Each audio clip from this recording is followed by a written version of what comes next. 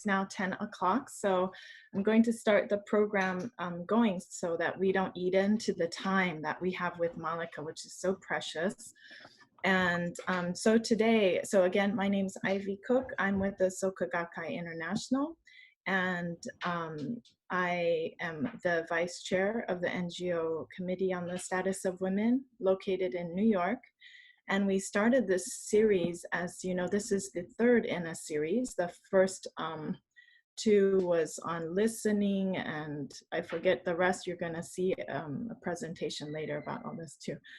But today is on generative conflict, and we started this first. It was for the conversation circle space that we were anticipating for CSW in March, and we hope one day that we will still do that in the future, but we thought to move it online and back in popular demand. This is the third, and we will have one more, a fourth one.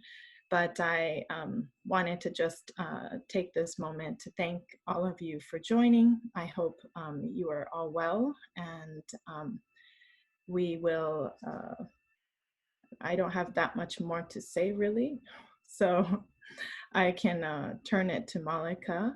And you know, we have, I could say that we've sent surveys and things. There's also an email info@ngocsw.org, and you can always send feedback to us, give us your ideas. We have provided all the recordings of the previous sessions, so if this is your first time joining, you can listen to any of those. You can also go to Malika's website. We've provided that information. Hopefully you're on our listserv. If you're not, you can put it in the chat box, and Devin can make sure that you're getting all of the information we're sending to the group. But I think because you RSVP'd, you should be receiving something from us. But I will hand it over to Malika. Thank you so much.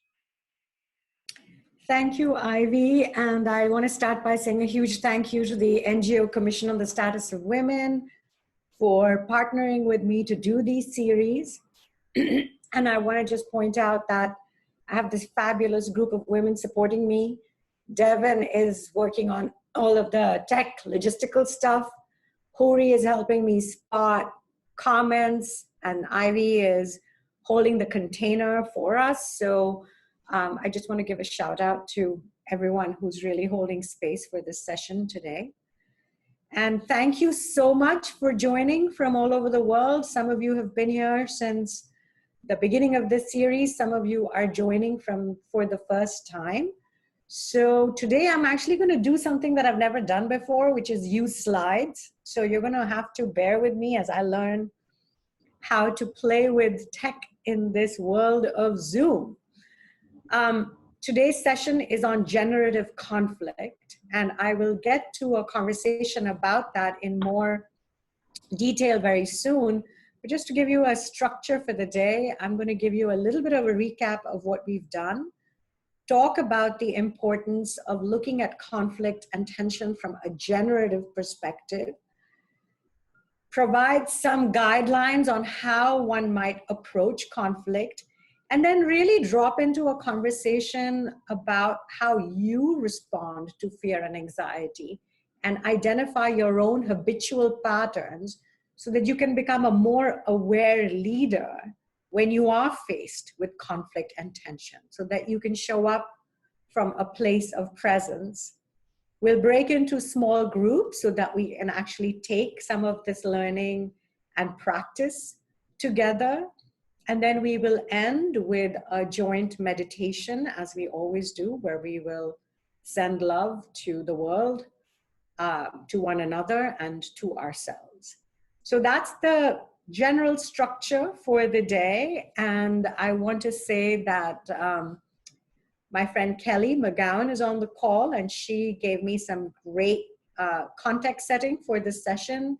There's a bunch of other people who really helped me out with the space, my friend Ellen Springer, and then so many other tools, training, my Four Winds training. One of my sister shamans is on the call. Lisa, hi, I see you. And I can't do all the screens to give a shout out to everybody who's here. So thank you so much for joining us today. So I'm going to go to screen share and just start laying out some context. And then we'll go into a shared awareness practice. As you all know, I like to do that up front so that we're in sort of the same place. But let me start with a screen share, and just bear with me as I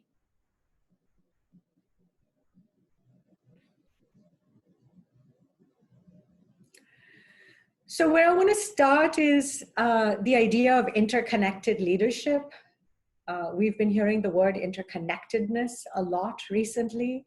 This is something that I have been very committed to, and looking at how we can uplift the idea of interconnectedness for some time now. And the way I think about interconnected leadership is when we show up and learn how to hold ourselves, our communities, and our communities could be our family, our workplaces, the communities within which we live, or people, the human species as a community. Systems, the systems and structures that we've created that affect and influence our lives, and then the planet itself, Earth itself. And interconnected leadership for me is leadership that allows us to hold all of those components together as we make decisions, as we create policies, as we think about how we want to live together on this planet. So that's the overarching context for what we are doing together here. And we're going to be doing 4 sessions altogether. We started with presence and connection, where we learned awareness and centering exercises. The second session was how to practice deep listening. And there we really looked at our habitual responses, but really used the tools of yes and, of improvisation, of how to listen for possibility, how to witness each other. And today's session is on generative conflict, which I'll talk about in more detail. And the 4th session is going to be on how we create a culture of care. And that will be the last of the 4 sessions that I'm doing in partnership with the NGO Commission on the Status of Women. So before I get into generative conflict and its definition, I am going to lead us through an awareness practice, because it's very important for us to show up first and really get present with ourselves when we enter into these kinds of conversations. So I'm going to invite you to sit in a comfortable position. If you can, have your feet on the ground, or sit cross-legged if you are comfortable doing that. Straighten your back. And you know, just see if you can drop into a soft gaze or close your eyes. And just settle into yourself. Just arrive inside your skin. Just become aware that your skin holds all of you, this large organ. And now just bring your attention to your breath. That inhale, the exhale, the air that brings oxygen into your lungs, into your bloodstream, pumps your heart, gives you life.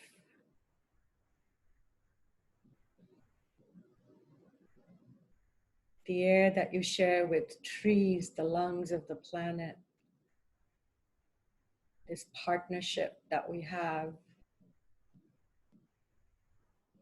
where trees give us the oxygen that we breathe in, as they transform the carbon dioxide that we breathe out. And just notice that all of us, no matter which part of the world that we're calling in from right now, are breathing the same air.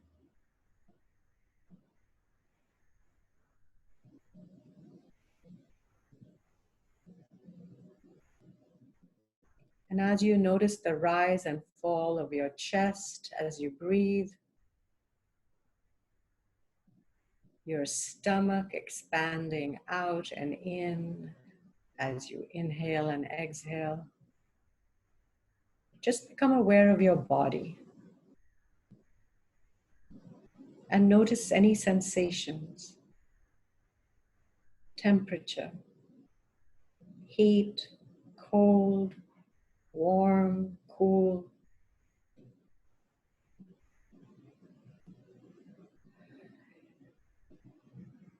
Any places of pressure, constriction, relaxation.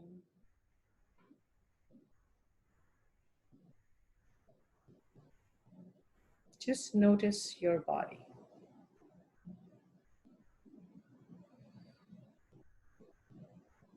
And now allow yourself to become aware of your emotions. How are you feeling right now?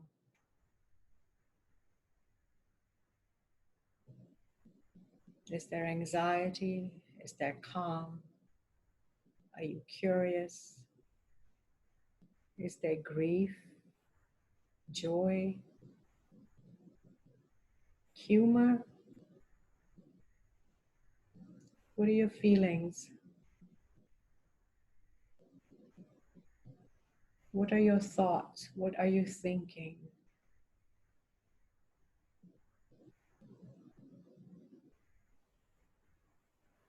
Now just become aware of your overall energy body. What is your overall energy? Are you tingling? Are you very calm?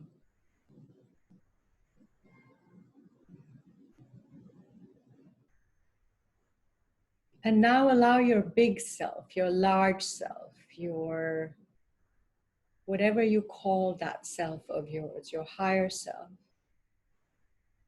to hold all of that. Your breath, the sensations in your body, your emotions, your thoughts. Come into presence with yourself.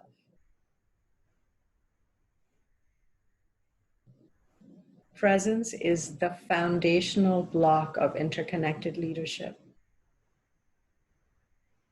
You have to be aware of what's going on with you and hold that in order to be present with others.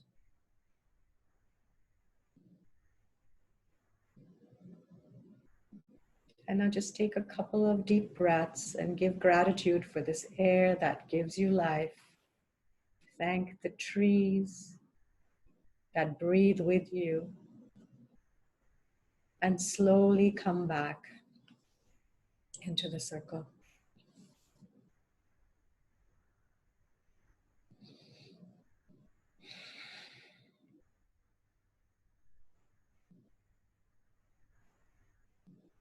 And just notice for a second the difference in how you're feeling from when you checked into the Zoom room and where you are now. And this practice, 5 minutes, 3 minutes, 4 minutes, if you can just do this practice every day and learn how to get present with yourself, it creates the conditions for this new world that we are birthing together right now.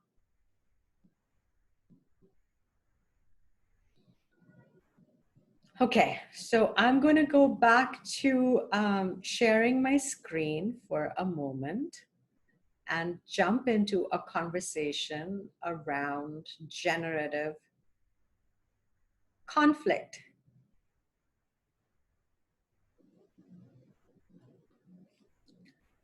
So conflict, tension is an integral part of living, of life. There will always be situations where we are on differing sides of a position, where there's a clash around an idea or a decision that we have to make, or there's ongoing tension around different perspectives or different ways of being. And these conflicts can exist within ourselves. They can exist between us and other people. They can exist between us and larger systems. So conflict and tension is just an ongoing part of our lives. What ends up happening is that because we have not learned to be present with ourselves, or because we live in a world where there is so much power over, so many structures of oppression, so many structures of exploitation, so many of us are social justice leaders, we often meet conflict in an adversarial way, or in a way that is combative. And that ends up playing out in our own relationships. It ends up playing out in our organizations, in our communities. And so what often ends up happening when we end up in conflictual situations is that we end up destroying relationships or breaking apart communities, rather than finding ways that we can address the conflict or the tension and come together. So when we move into a more generative way of thinking about conflict, we look for connection instead of destroying or rupturing a relationship. We think about it as a learning opportunity, and hopefully we can see a positive change on the other side of whatever it is that we're trying to resolve together in that conflict.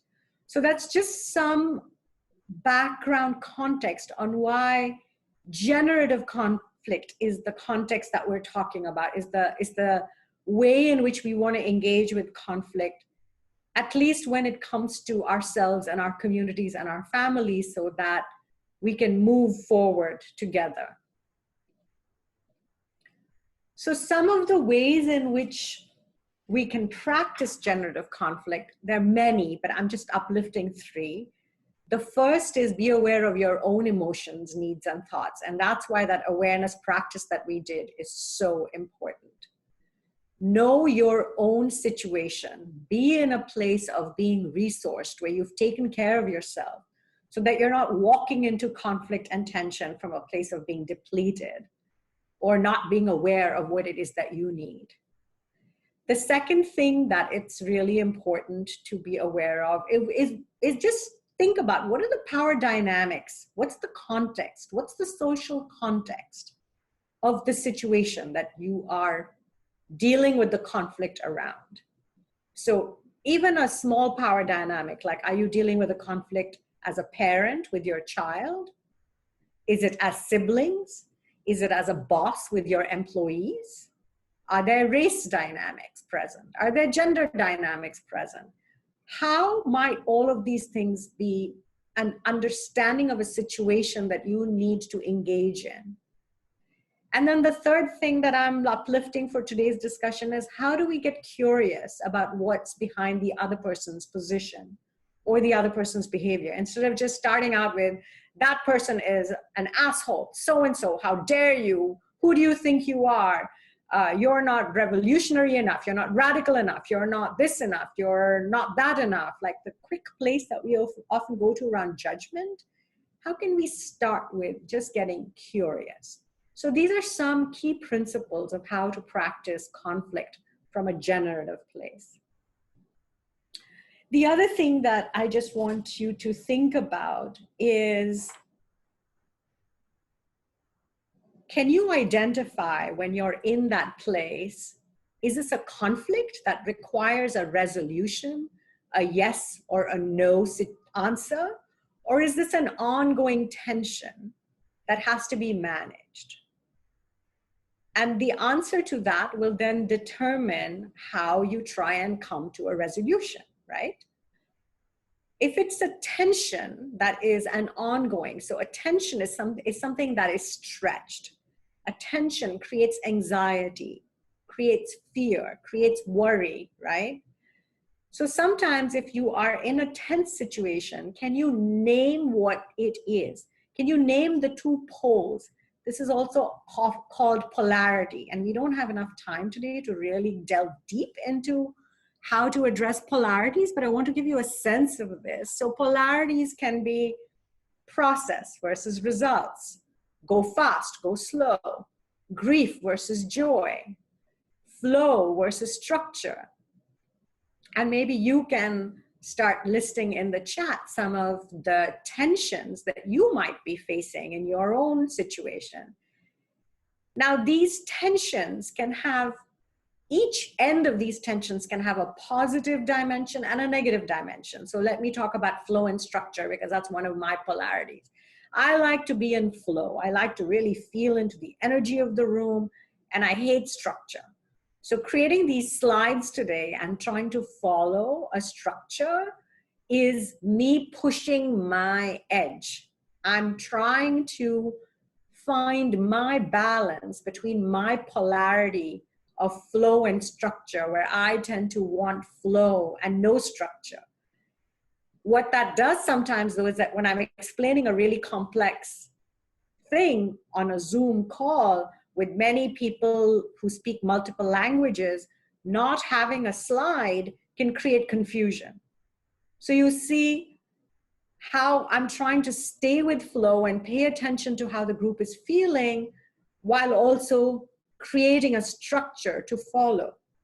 Right now, because I can't see the chat, I'm feeling a little anxious because I follow what people are saying to read the energy of the group and figure out what it is that I need to do.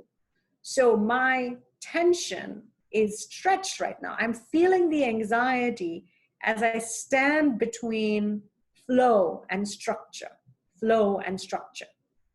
So think about where some of these tensions might be existing in your own life, or where there might be a conflict that you need to resolve through these lenses that I'm bringing to the table.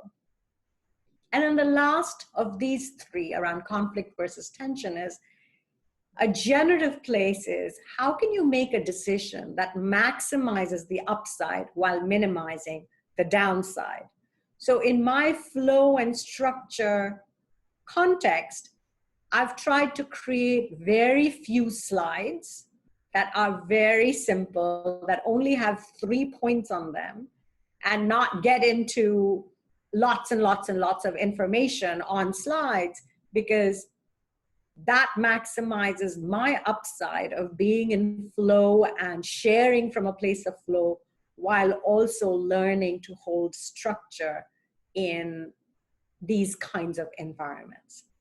So before I move on, I am going to stop the share so I can just check in with what's going on. So I see collaboration versus competition, control versus trust, fear versus faith. So great, chaos versus order, dwell versus move on.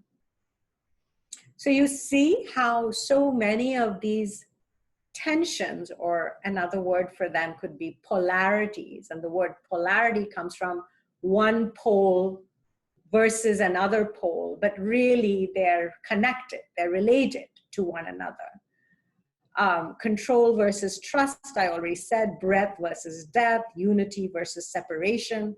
And so how we make decisions to address tensions that might be coming up even within ourselves. So in this moment of the pandemic, how do we make a decision around protecting our health versus protecting our livelihood, right? Some of us may have to go out in order to work, to earn a living, but we're putting our health on the line. So how might we find some of those upside while minimizing the downside kinds of decisions?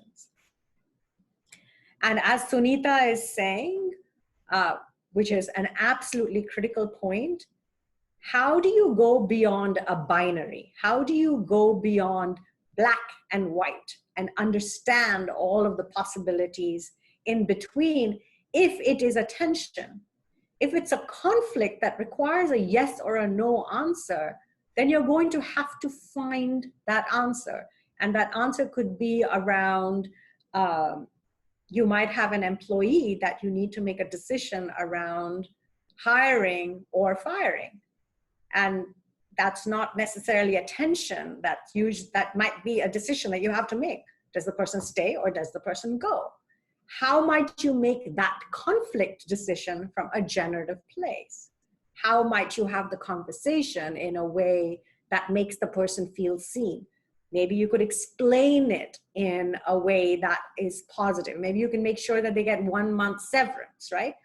So a conflict situation is usually a resolution, a yes or no decision. A tension situation is how do we manage beyond dualities and go into polarities and structure them that way, right?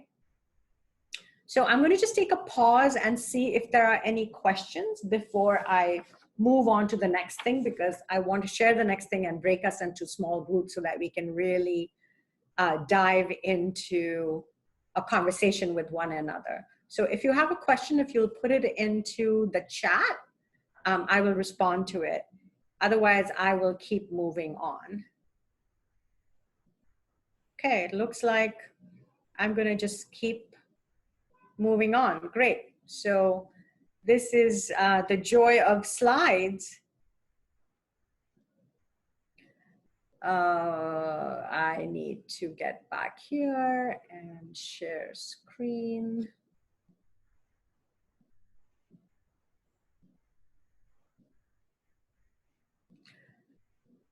So the next thing that I want to take us to is a conversation about coming back to self and awareness. Most of us have habitual patterns to fear or anxiety. As humans, we have a fight-flight response to when we get scared, to fright, which is very important for our survival. We had to make sure that we survived, and so these are deeply instinctual responses that are in our nervous systems.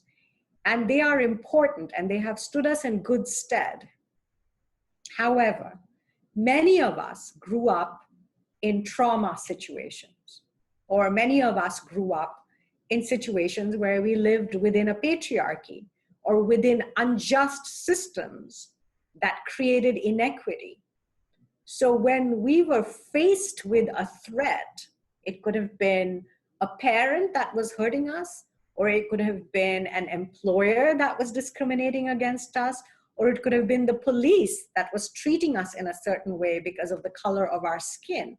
Whatever it is, from a very young age, we develop habitual habits, reactions to how we face fear and anxiety. I'm laying out 5 ways in which we play this out. And I want you to notice where you fall in these categories. Do you have 1 or 2 habitual places that you go to? So when you're faced with a threat, do you fight, right? You go into fight mode. You meet the fight, get combative, take it on. There's a threat coming against you. Do you run away? Do you just leave? Do you try and get out of there as fast as you possibly can? There's a threat coming against you. Do you just freeze? Do you just get frozen in place? So then it meets you and then it just keeps pushing you. These are 2 additional ones that we don't often talk about, but I just find that as activists and as organizers and as leaders, it's important for us to be aware of this. And I call these fog and fawn. So a fog is when you disconnect, when you dissociate. So so this is coming at you and you're meeting it in some fashion or another, but you're not really there. The way in which this lives in my body is that I have a lot of amnesia. I forget. I'm dissociated from a lot of my childhood because my coping mechanism around the threats was to just check out. And then the last one that I call fawning is a way of, do you appease? So if something is coming at you, do you come in and go, oh, hi, how are you? What's happening? How can I take care of you, right? Like, do you go into taking care of the other person or the threat rather than taking care of yourself, right?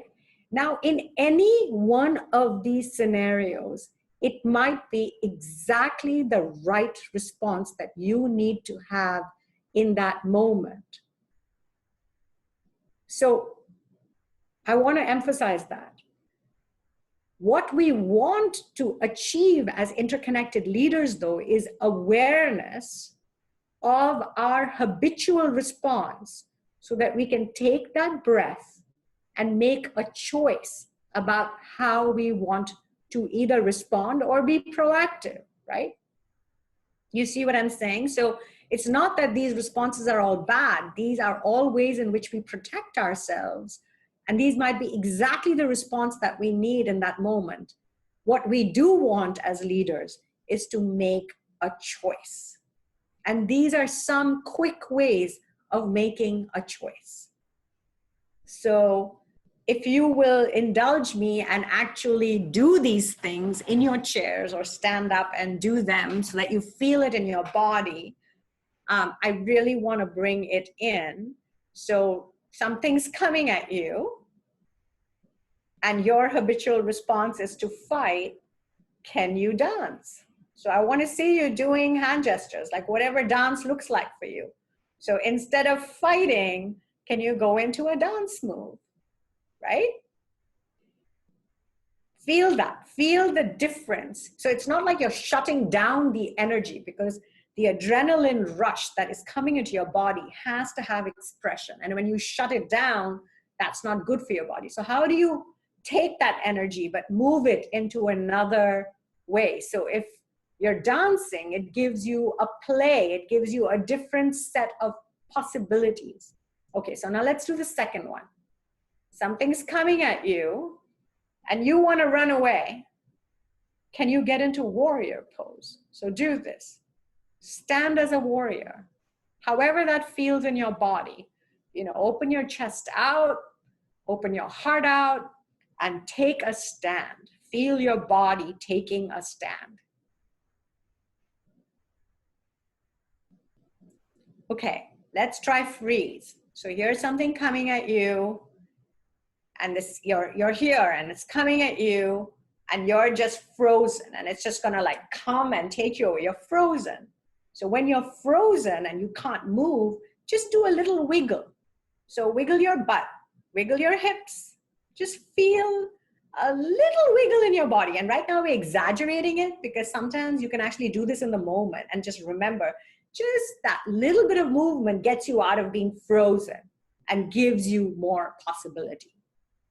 Okay, let's do fog.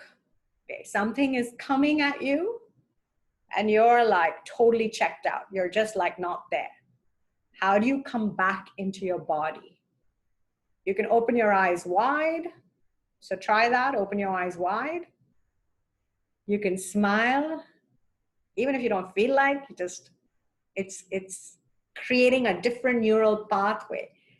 You can tap your leg. It's just come back into your body from wherever it is that you've checked out, if that's your habitual response. And then when you're fawning, something's coming at you and you're like, oh, let me take care of you. What do you do instead? You take those hands and you bring them to you. Instead of fawning over the other person, you hold yourself. You hug yourself. You can put your hand on your heart. So just a moment to take this in, because how you make decisions when you are facing conflict or tension is often dependent on how you habitually respond to fear and anxiety. And becoming aware of these responses your responses, and having that little place to shift creates more possibilities. Even if you make the choice to stay in fight or flight or freeze or fog or fawn. So please remember, those responses may be perfectly legitimate in that situation. Just don't do it from a reactive place. Do it from a place of interconnected leadership, of self-awareness. So I am going to, before we go here, I'm going to stop the share and just check in. Okay, so before we go into small groups, which are going to be pretty long because I really want us to practice some of these pieces, questions. How did that feel? I see women have been programmed to fawn, and it is often rewarded by the patriarchy. And that's true. When we find ourselves in these hierarchical places, that's where we end up. Huri says, it's moving to realize how entrenched I am in fawning. Diana says, fight is her habitual response. Otherwise, it's like she checks, she leaves. Can I suggest that we use one system depending on our judgment of the situation? Yes, absolutely. You choose one. You don't have to do all of them. This is just a way of really laying out so that you can become aware of who you are and then make a choice. And in the course of a situation, if it's something that's happening over a period of time, you may be making different choices as to how you need to show up. And there's a lot of other leadership moves that you can be making in conflict situations. In 1 hour, it's not possible for us to get into all of it. And it's really important for me, as we come together to discuss these things, that we create practices so that we are actually changing the way we show up on this planet for ourselves, for each other, and for this earth, right? Manisha says she loved the energy shifting from fight to dance. I have an MD on the line who's saying, as a medical during this pandemic, she's followed her own practice of meditation, journaling, yoga to remain healthy. And I think all of us, Dr. Ellen Ferranti, want to say a huge thank you to you for being on the front lines. So if you all just want to send your gratitude, however you want to do that. Our healthcare workers have been on the front lines taking care of us. So thank you so much. Julie's talking about how to secrete oxytocin in the body and puts you in your power of love. I actually would love to do a whole session just on love and how to inhabit love. So maybe that's something that I think about doing, but thank you so much. Very useful, rewarding. When women stay on to combat, this is viewed as aggression, unlike what men do. And, we all know all of the storylines around women as bitch, witch, too pushy, too tough, too this. And for a lot of us fighting as activists, as human rights advocates, we've been